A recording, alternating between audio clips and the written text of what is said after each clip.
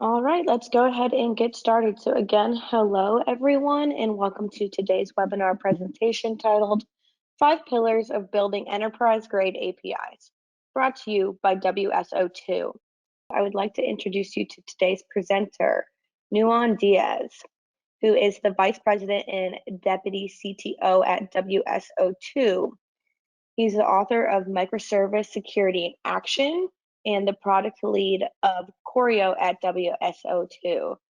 Nuan is an API enthusiast and a frequent speaker on topics related to APIs, microservices, security, and integration. At this time, let's do a quick sound check for Nuan. So Nuan, please say hello to our audience, and audience, let me know if you can hear him. Hey guys, nice to meet you all. And it looks like we're good to go, and I'd like to pass it off to Nuan for the presentation. Thank you, and thank you everyone for joining today's session. So I wish you a good morning, afternoon, evening from wherever you may be joining us today. So, right, my name is Nuan Diaz. I work as a Vice President and Deputy CTO for the API Management and Integration space at WSO2. I'm also the co-author of Microservices Security in Action, which was launched about just over a year ago. So you can reach me out on Twitter or LinkedIn. My handle goes as Nuan Diaz, Nuwandis, as you can see on the screen. So I'd love to get in touch with you also. You can reach me out on LinkedIn or through Twitter if you have any questions, and if you have to want to have a chat. So we have a lot to cover up today. So I'll briefly introduce the plan for the next 45 minutes or so. So we are going to look at what it takes to build the enterprise APIs in today's world. And I figured out that there's a lot while preparing for the session. So we are going to look at what it takes to build the APIs in today's world. We are going to look at some of the problems we face. We are going to look at some types of APIs that we have to deal with in enterprise architecture and their roles and responsibilities. And then we are going to dive into the way to address these problems and what are the key characteristics to be looking out for and to be paying attention to when building APIs in a cloud native, in a microservices architecture, right? So we are going to go through a few items from marketplaces to the API lifecycle and so on, and we are going to wrap it up after that. So let's get started without further ado. So in today's world, I'd like to start off by defining very briefly what an API is, right? So an API is a contract. It's a function that is usually exposed over the network. When we refer to an API today, we refer to it as a function that's exposed over the network. And the beauty of the world that we're living in today is that APIs are everywhere. And I kind of love it. It enables so much possibilities, and it makes life so much easier for businesses to basically focus on innovating, right? It's a wonderful thing because it helps businesses to focus on building what is core to their business, and it allows them to reuse stuff from all over the place. So if you take a quick look at this picture, you'll see that there are so many APIs out there from different industries, from communications to retail, to storage, to payments, banking, basically anything. So if you are basically building a business today, you really can focus on what's core to you and focus on reusing what's not really core to you. For example, if you want to build an API or some kind of a service that has to deal with some retail functionality, right? That's what's core to your business. And as part of that, if you want to send notifications, SMSs to customers and so on, right? You don't really have to worry about that part now. You can reuse Twilio or some other API in that space to get that done, and just forget about it and let them worry about all the problems of dealing with that and focus on building what's core to you. So that's the power of what APIs enable. It helps us to get started very fast and get into business much faster than a decade before. So if you look at building APIs today, right? So these building APIs are done primarily by developers and architects, right? So there are a number of frameworks that help developers and architects to get started. So if you're from the Java world of things, you'll have heard about Spring Boot, Drop Wizard, and so on. Express for Node.js, right? And Flask for Python developers and so on. So there's also Ballerina, which we launched. Ballerina is actually a language which WSO2 introduced about 5 years ago into the market, which is specifically designed for API programming.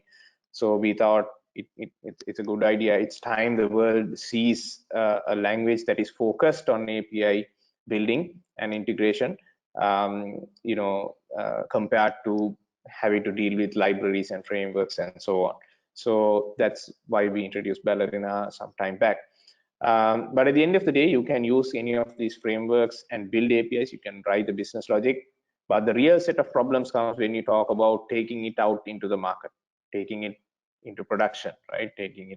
Making it production grade or enterprise grade, right? So let's dive in and see what it takes to build APIs, enterprise APIs today. So we are going to pretend that we are a development team that's building some APIs for a retail organization. This is a very common example on the internet where when you're talking about microservices, many people use this example of building an order API for a retail store, right? So if you think about building this simple API that processes an order, immediately you get into the nuances of building this now. Now, if you're processing an order, right? If you're a developer given the responsibility of building this API, you will know that it has to do certain things, such as processing the payment, updating the inventory, making sure the shipping stuff is done, and so on. And when you are in the mindset of designing this or implementing this using a microservices architecture, it's quite natural that you separate these functions into their own respective microservices, right? So all of this becomes the order API now. I have a very simplified version of it in this picture, right? You all, I'm sure, understand the complexities of doing this, right? This is an extremely simplified version of this, right? So an API today is never a standalone program. It's almost always a distributed application, right? And it gets more complicated because there are different styles of APIs that you have to deal with, right? Different types of APIs that you have to deal with. And most often than not, you'll have to deal with like cross-team collaboration for building your APIs, because you're highly likely to have APIs that are built by other teams which you want to reuse, right? For example, if another team has built a products API and you want to reuse some of that functionality, it makes no sense to build it yourself, right? It makes sense to reuse what they have. So you need to do cross-team collaboration for building APIs today, right? So similarly, there are a number of challenges that developers would have to face, and I see them as mainly as twofold. I've listed a few of the challenges here. I haven't gone into listing every single one of them because I want to focus on the solutions today more than the problems, right? So some development time challenges we face are on the lines of discovery, on the lines of once you discover it, how you program against it, and so on, right? And when it comes to runtime challenges, you have to deal with resiliency problems, security, scale, and so on, right? So one of the complications in distributed systems is that functions are now distributed across the network. They are on several nodes. They are not running in a single CPU as it used to, right? So the rate of failure is high, but you can't escalate or push back those failures to clients. You have to try and resolve them then and there itself, which involves resilient programming, right? So these are some of the challenges that developers have to face when they are doing this thing for real, right? When they go beyond writing the code for their business logic and taking this into production now, right? So we expand our use case a little bit and try to make it a little bit more realistic. So I've tried to explain or visualize what a typical enterprise architecture of this API would be.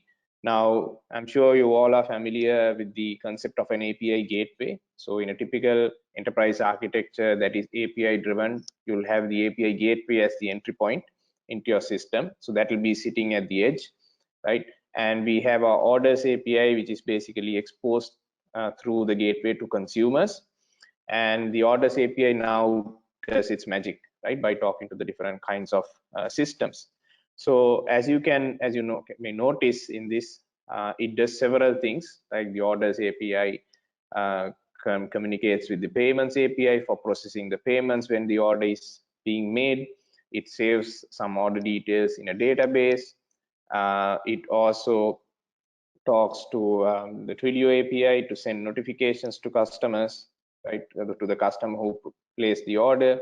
The payments API talks to probably Stripe or something like that to get the payments and so on, right? The orders API also would need to talk to the inventory API and the shipping API to do their respective functionality. Now, if you observe this carefully, you will see that there are different types of APIs that we have to deal with and different styles of APIs as well, right? Let's take a look at what these are in detail, right? So we had to deal with what we call edge APIs and domain APIs, right? So if you go back to the previous picture, edge APIs are the ones that are directly exposed to the consumers, and the domain APIs are the internals ones that really don't have a need to be exposed to consumers. So you have these different types of APIs that you have to deal with. So when you're setting up your enterprise architecture, you need to make sure that only the edge APIs are exposed to consumers and the internal ones are not. You also have to deal with third-party APIs like Twilio and Stripe, for example, right? You have to deal with synchronous APIs. So synchronous APIs means the request response style APIs, where you have to get things done then and there itself. You can't offload these things to a separate thread to process. So the payments is one such example. You need to process the payment at the time the order is being processed. You can't do it later. But comparatively, if you look at the shipping and the inventory updates, those are things that you don't really have to do real time. You can delay that a bit, so you can do it asynchronously, which saves us response time to the customer who's making the order, right? We can respond to the customer faster by making sure those happen offline and in a more reliable way as well, right? So we have to deal with synchronous and both asynchronous APIs. We also have to deal with data sources and event streams. So if the developer of the order API needs to update a database, this developer needs to know how to find the connection URL, the connection credentials, and so on, right? And for asynchronous communication, this developer needs to find the event stream, the message broker or something like that, right? So in a typical enterprise architecture, we have to deal with all these different types of APIs at the same time, right? When you're implementing something at an enterprise level, right? So the first most important thing that I want to talk about today is the discovery of all these different types and styles of APIs that we have to deal with, right? So if you look at current frameworks that developers have to build APIs, such as Spring Boot, for example, the way you discover or the dynamic discovery is done in such frameworks is using libraries like Netflix, Eureka, for example, right?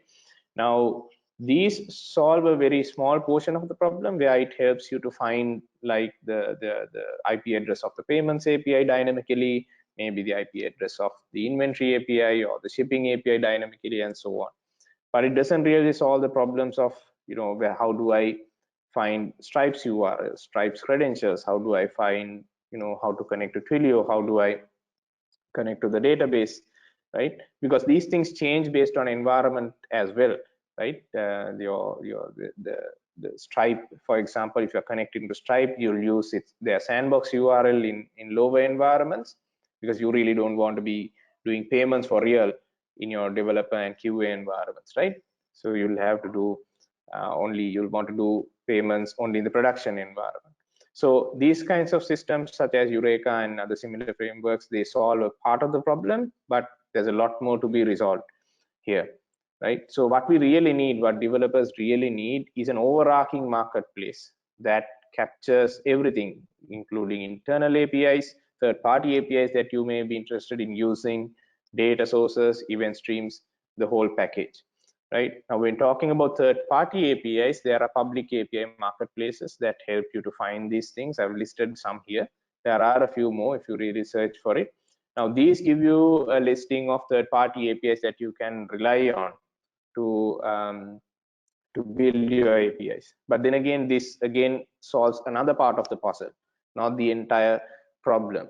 So what we really want is an overarching marketplace, as I mentioned before, And here are some characteristics to look out for in such marketplaces, right? You need, first of all, visibility into all dependencies in your system, including endpoints and even libraries, right? So for example, if you have like a product object, right, a product schema in your organization that you use across teams, you really don't want each team to come up with their own product schema, right? You'd want to have one defined schema and make all teams reuse that schema. So again, what you need is an overarching marketplace which gives you visibility into all of these things. And then things like categorization, searching, and being able to filter by different dimensions becomes important. Governance also becomes critically important, because you'll never have a situation where you allow everyone to see all the services in your organization. You'll definitely come across use cases where you want to restrict visibility of certain services to certain user groups, right? And now another important aspect is you may control visibility at a UI level, but how do you control access at a runtime level? So you really need a system where whatever rules you apply at a UI level eventually get translated into the runtime level as well. What that basically means is you may prevent someone from seeing an API on the UI, but how do you prevent that someone from figuring out the URL of that service and accessing it anyway, right, through by writing some code? That needs to be prevented too, right? So what you need is this kind of a marketplace that is not just cross-cutting and gives you full visibility, but also has a linkage relationship to the runtime as well. And administration of credentials is also an important aspect, right? If you have like a Salesforce account that you are using in your organization and you want your developers to build some APIs that connect to Salesforce, you won't really want to share your Salesforce credentials with those developers. What you would want to share is a connection that can be reused by developers without sharing your keys and stuff that connect to Salesforce, right? So this is a kind of marketplace that is really needed for an enterprise to be productive in developing good quality APIs, right? And the second important aspect I want to talk about is the aspect of programmability. So once you've discovered the APIs that you want to connect to, once developers have the visibility into the APIs that they want to connect with, the second important aspect is how good are those APIs in terms of programmability. So programmability is basically the ability to, you know, interact with it, right? So discoverability, of course, becomes an important concerns, but also then you need to figure out how do you connect to it. And this connectivity is not one time, as I mentioned previously as well. Connectivity has to be ensured across all your environments as you change the environments. How good is the documentation of the API, right? How is it readable? How good is it? How, like, is it of good quality, and so on, right? What's the level of complexity in getting keys to access those APIs, right? What's the level of complexity required to program resiliency?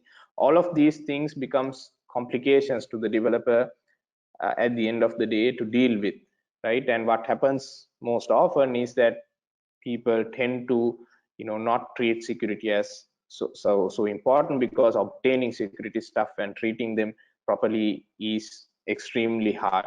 So you need a system where these are taken care of gracefully and easily, so that developers can be productive. So let's take a look at a quick example piece of code. Again, I copied this from Twilio's developer portal. This is a piece of Python code which which is basically coming from their Python SDK and teaches us how to access their SMS API. So you see right about here, we have initialized the Twilio client by loading some SID and OAuth token from the environment, right? And you initialize the client with that, and then you use that client to send a message by specifying the message and the phone number and so on. So this looks straightforward, but when you get into the details, you see some problems, such as, right, so you did obtain some keys from somewhere through the developer portal, which is probably straightforward, and it was loaded into the environment. But how did that happen, right? Where were the keys stored? Did the developer type it in some kind of a configuration file and load it in, right? So the developers have to be aware of such actions and do them carefully so that they don't leak this information outside, right? How are these credentials propagated through their CI/CD pipelines? All of these are become things to consider when programming against such APIs. And also error handling, we did not see how in that particular example, there was no example of how to deal with errors and so on, right? Both network errors and also business logic errors, such as an invalid phone number, right? Invalid expired credentials and so on. So you need to be able to, you need to understand that these errors could happen and program accordingly, right? So you really need a much richer SDK than what is provided in order to take care of all of these things when programming against these APIs, right? So that's about the programmability aspect of APIs. Developers really need richer SDKs that can take care of not just the business logic, but also the non-functional and security related concerns when programming against these APIs. Security obviously is a major area of concern for any API driven system, right? As you all know, the cost of a security breach comes in millions and millions of dollars, right? And APIs are highly attractive to hackers and people who are trying to gain invalid access into your system. And most people think of API security as authentication and authorization, but it goes a lot more deeper than that. Let's take a look at what I'm trying to explain. So first, in order to understand API security properly, you need to have a good understanding of the landscape you're dealing with, right? So again, I took the same example as before, simplified it a little bit by removing the unnecessary parts, right, in the context of security. So the first area to understand is what we call as the north-south API security, where you have users coming in from outside, like outside your business domain, from the internet into your system. So you need to be aware of how do you secure that channel, right? And beyond the API gateway, you now come into your system, which is what we call as east-west security. So beyond the point of the API gateway, you're talking between services basically, right? You're passing messages around. So you need to be aware of how to secure east-west communication channels between APIs. Then you have some APIs talking to APIs that are outside your business domain, such as the Stripe and Twilio example. These could be completely third-party APIs like Stripe and Twilio, or these could even be APIs that are owned by different teams in different business domain in the same organization. They both more or less fall under the same category.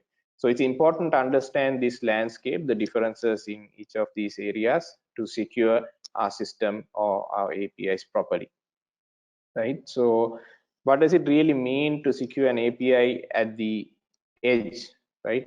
Beyond like at the API gateway. So these are some aspects to be aware of to secure your API. So first, if you have some kind of a client coming into your system, you first need to make sure that it's an actual client, not a bot looking out for holes in the system. Then you need to do the authentication and authorization. You need to be aware of preventing DOS attacks, and you need to be checking the payloads to see if there's any malicious content in there. And once all of that has gone through successfully, once the message is going out now with the data that it asked for, you again need to do payload scanning to see if there's any malicious content going out. You need to see whether the request of this data is actually eligible to receive this data. For example, if someone is asking for a user profile information, and you shouldn't really be sending the telephone number and address, right, to that particular client, you should be removing those parts from the messages and so on. And whatever systems you put in place, you have to accept the fact that someday something is going to go wrong, and on that day you need to have all the data you can possibly have in order to identify the issue. So you need proper surveillance in place, possibly with some kind of artificial intelligence to do pattern analysis and so on to see if things are as they should be. And then logs are obviously one of the best practices that we are all aware of. So these are basically what it takes to protect your APIs at the edge, right? And when going beyond the edge, now we get into the authentication space. So authentication is usually straightforward. Most of us dealing in the API space are familiar with it. So what you do is you come into the system by getting a token from a trusted service, which is usually called an STS, a security token service. This is basically OAuth2 in most cases when you are dealing in the world of APIs, right? And you send the token into the gateway trusts the issuer usually, and based on that trust, it allows the request to pass through. And at this point, the gateway terminates the end user or client authentication, but we need a system where this client's details needs to be propagated to upstream services. And that is usually done by what we call as a JWT. So the security context is at this point transferred over into a JWT and passed upstream. This is like entering a building, right? If you're a visitor to a building, what you usually do is you come across the security personnel first, right? So then you show that security personnel your ID. It can be your identity card or driving license or something. And once the security personnel has checked it, they give you some kind of other ID which you can hang around your neck or pin to your shirt or whatever, right? So it's basically like entering a building. So once you're in the building now, although the people inside the building may not know you, they now feel safe because the security personnel at the gate has verified you and given you an ID that is that allows you to walk inside the building, right? It gets more complicated when it comes to like when you're in a hotel, for example, right? You may be given an access card that can only access certain floors in the hotel, right? The floor in which your room is, for example, right? So that's an example of a scope token where you are given a token with a limited set of permissions only. You can't roam across the entire building. You can go into only certain designated areas. So this is very similar to that. And once you're inside the system, you usually are inside a trust boundary, which is usually achieved through mutual TLS and so on. So this is a system where once you're inside now, if you have like 10 microservices in this trust boundary, this trust boundary is created by mutual TLS, and each of these 10 services are allowed to talk to each other because of the mutual trust between them. Now, there are also cases where you need to go beyond mutual trust, right? And you need to create a zero trust environment, right? Such as, for example, when you're talking about the payments API, you really don't need anyone else other than the orders API to talk to it, even though all the others may be in the same trust environment. Payments, as we all know, is a sensitive operation, so you need as much security as you can on that. So the way to achieve that is by using an internal STS, an internal security service, where the orders API talks to the STS before it talks to the payments API and says, Mr. or Mrs. STS, can you please give me a token that is valid to talk to the payments API, and the STS will basically verify who you are and do the due diligence and give you a token. And at the payments API, it will check if the caller bears a token that is allowed to talk to it, and that's basically how you achieve zero trust with this kind of a system plus mutual TLS as well, right? And performance, there are of course performance concerns when you do that, but there are ways to get around it, such as with caching and doing stuff on startup and so on. So again, security is a broad space, so we need to take all of these things into consideration when we go beyond the point of having implemented the logic and now going to deploy it in production. We get into the next pillar of our session today, which is monitoring. So I'd like to talk about monitoring in the as in the why case. Like, why do you need monitoring? If your system is, if you can guarantee that your system will never fail, can operate without any issues, you really don't need monitoring. So why do you need monitoring? When you think of it in that way, you need monitoring to fix things when things break, right? When something breaks, you need monitoring so that your developers can go in, look at the data, and fix whatever the issue is as fast as possible. So how this works in practice is when something goes wrong, developers get called up. They look at the data that's available and they then build hypotheses saying, okay, this could be the reason, right? And then they come up with some kind of a patch, and then they apply it and see if it really solves the issue. And if it does, great. If it doesn't, they look at the data again, look at perhaps new data, and they keep iterating until they get to the root cause of it. Right now, the issue with distributed systems is monitoring distributed systems is exceptionally hard compared to monitoring a monolith, and we all know why that is, right? If you look at a monolith, you have everything in one box. You have one set of logs, one CPU report, one memory dump, and so on. But if you look at a distributed architecture, a single transaction spans across APIs, right? So you have multiple sets of logs, multiple sets of CPU reports, and multiple sets of memory dumps to be looking at when troubleshooting an issue. So this becomes increasingly hard. But the good news is that we have tools today that allow us to analyze this data. So if you look at observability is defined as, you know, a collection of metrics, traces, and logs. So we have tools like Prometheus, which gives us metrics. We have tools like Jaeger, Zipkin, which gives us tracing information. We have tools like Fluentd and so many other things for log aggregation and so on. But the issue is that all of these tools are focused on their particular vertical only, right? So if you look at Prometheus, it will give you a view of all metrics in the system. If you look at Jaeger or Zipkin, they'll give you a look at all traces in the system.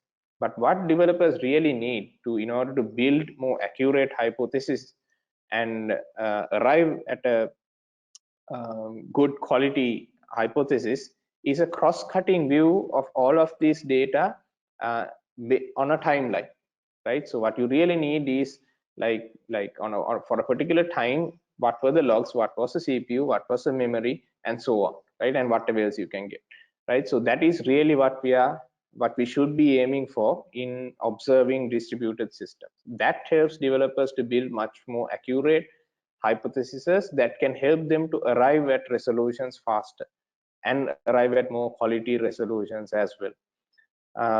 And then when we're talking about arriving at resolutions, we all know that distributed systems, the one of the main challenges is finding which node is causing the problem.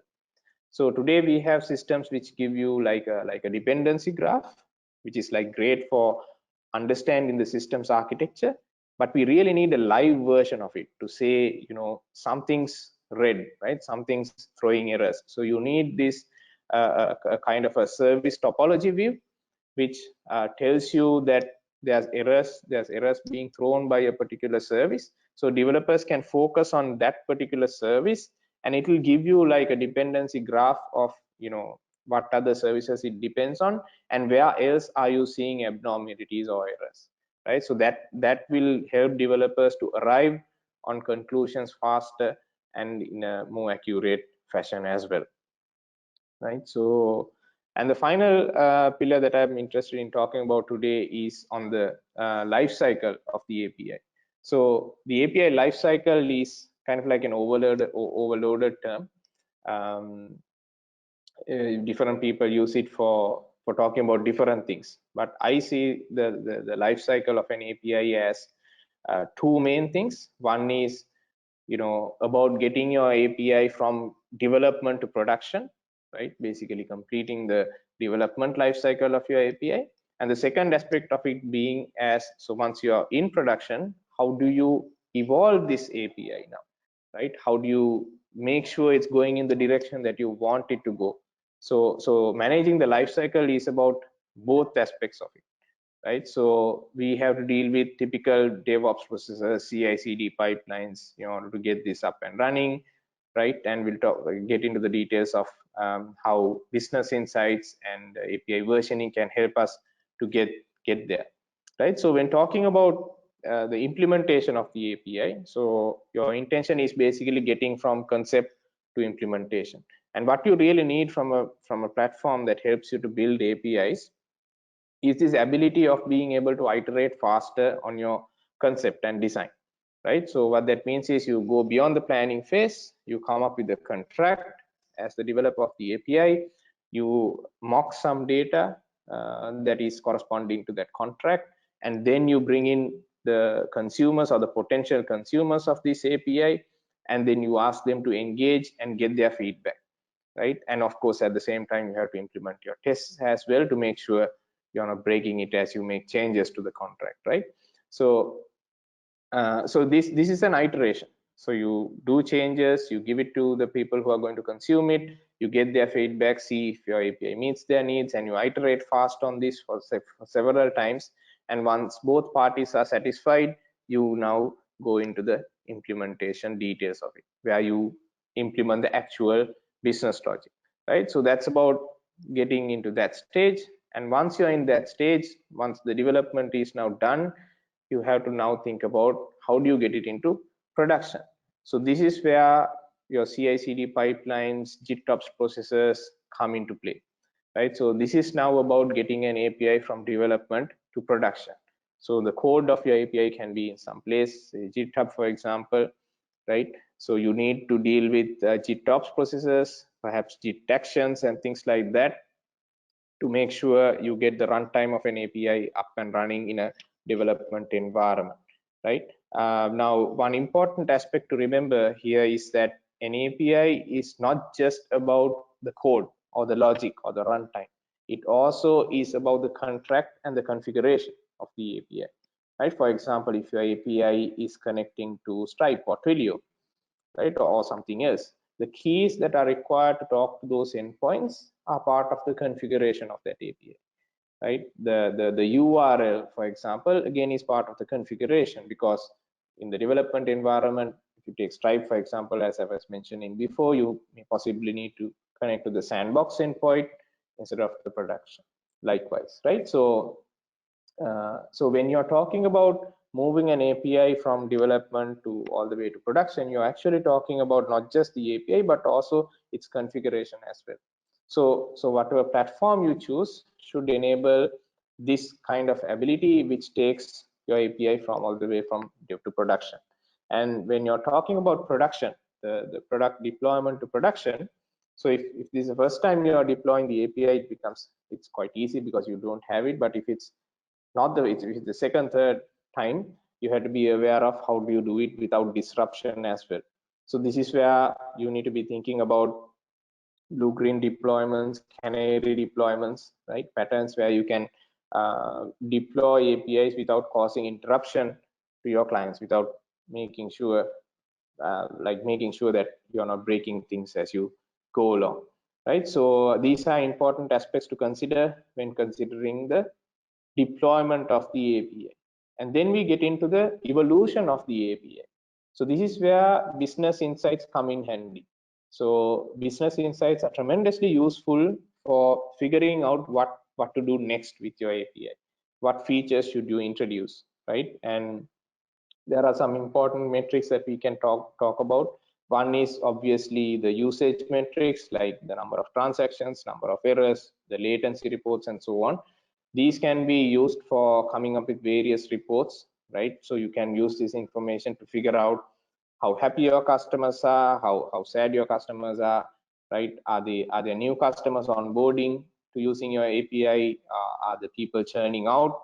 They're letting go of using your API, and so on. So these help you make decisions on the evolution of the API, right? Business value reporting is also another interesting area to be focusing on, right? Especially that gives you a sense of like what the ROI of your API is, right?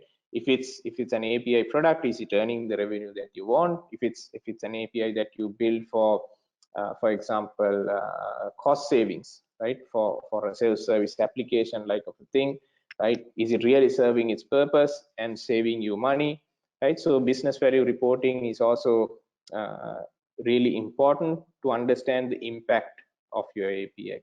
And then you can combine all of this information with the developer portal, where you can observe what people are saying about your API. Are they asking for new features? Are they complaining about the user, about your API, and so on.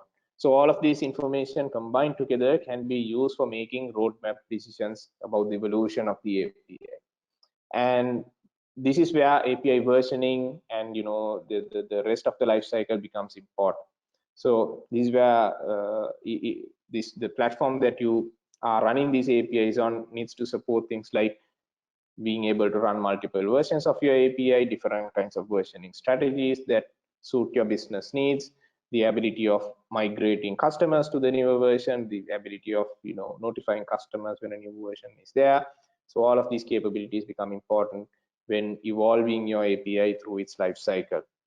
And retirement, for example, is again another important aspect. So you need data to make decisions on retirement, right? You need data to figure out whether people are still using it, right, and so on.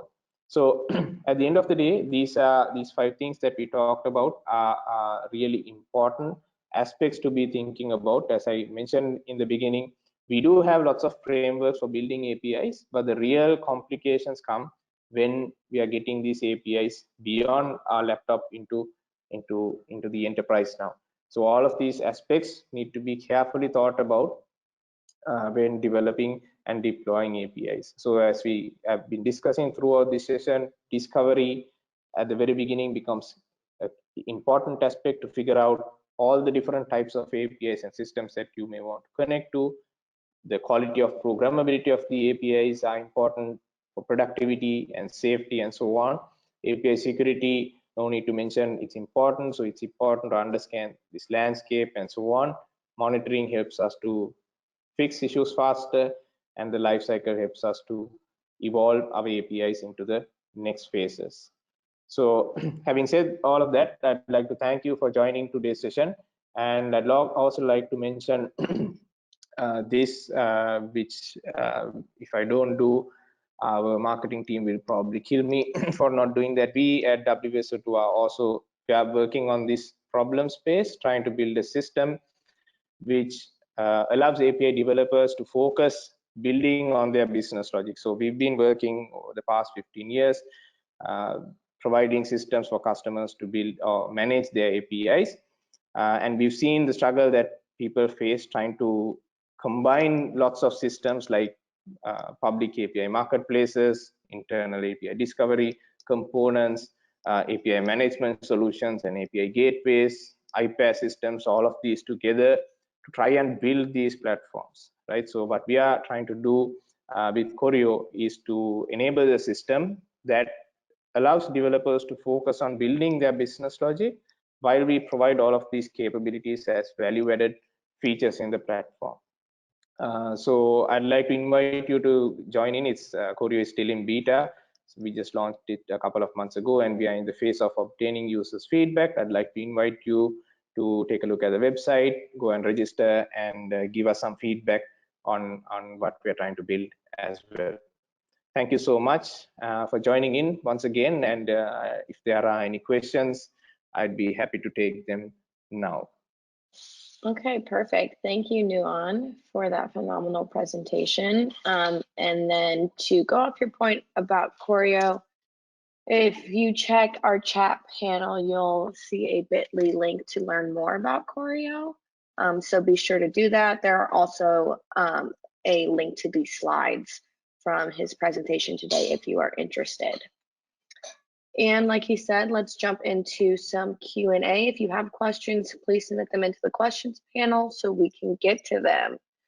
Our first question here for you, Nuan, is what is the role of a developer portal and how does it fit into this story? Right, so a developer portal is basically for consumers for APIs. It's kind of as a different purpose than the marketplace that we were talking about. The marketplace that we were talking about in this particular context was related to API developers for discovering different kinds of APIs that are useful for building APIs. A developer portal, on the other hand, is for the consumers of the API, where they come in, they discover APIs on the developer portal, go through the documentation, figure out how to get credentials and so on. Okay, good to know.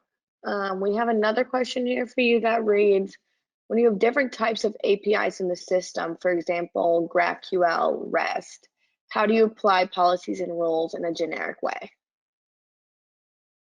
Right. So yeah. So when you have different styles and types of APIs in a system, it's the policies have to differ. So if you think of REST APIs, for example, now how the way you secure REST APIs is quite different than how you would secure a GraphQL API, for example. Now thinking about rate limits, how you would rate limit a REST API is by controlling the number of requests that come in within a different given time period. But if you think of rate limiting GraphQL APIs, you would go more into the looking at the queries of the API, how complex they are, how much data are consumers trying to pull out from querying, and so on.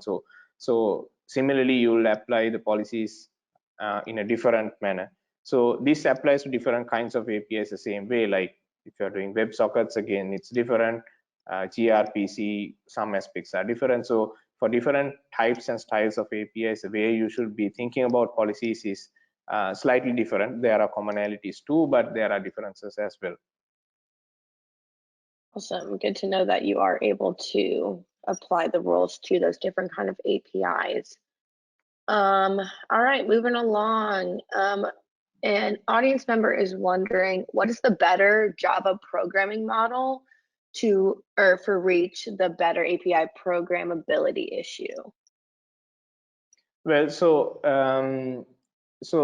in Java, I guess, so SDKs are the only one I've come across with in terms of Java. So API providers usually offer Java SDKs, but unfortunately the issue is these SDKs deal with usually the programming aspects, like it exposes the functions properly and all of it. So that's what I've seen so far as the most useful component type to interact with APIs using Java.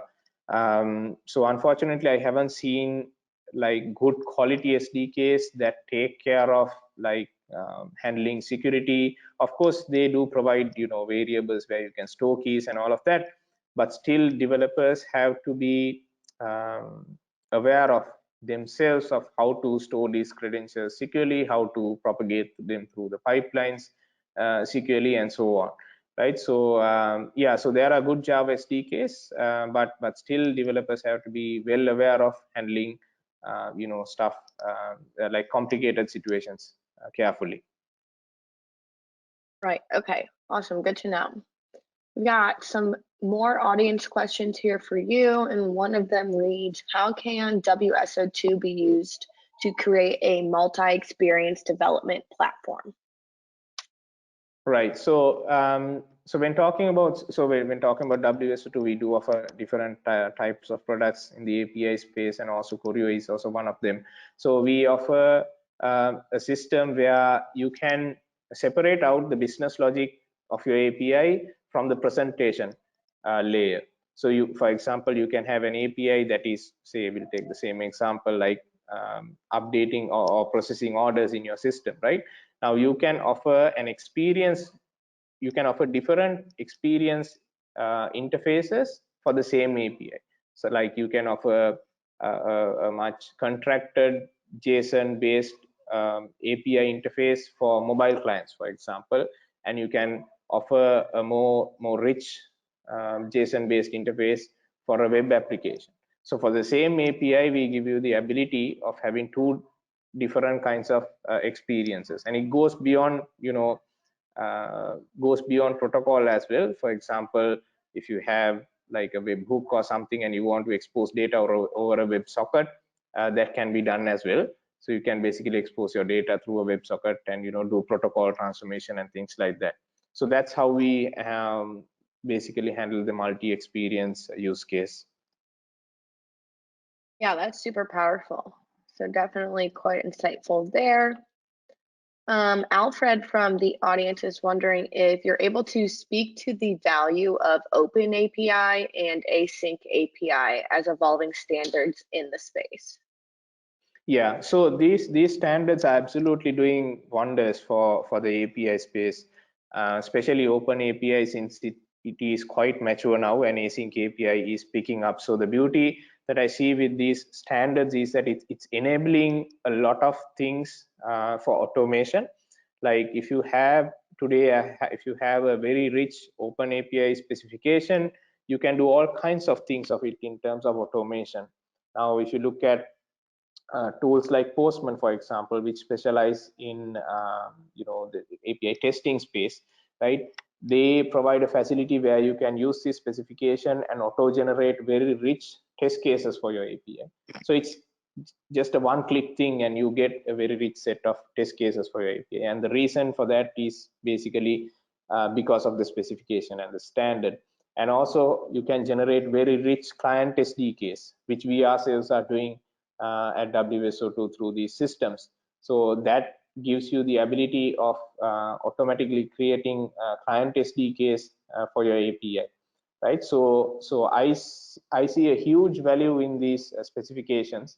I hope they were much more stringent. Now one of the problems in these specifications is that these specifications are designed for human beings, so and not for machines. So what's happening in reality though is that people expect, since humans are smart, API providers expect humans would figure out somehow how to access this API without a very good documentation.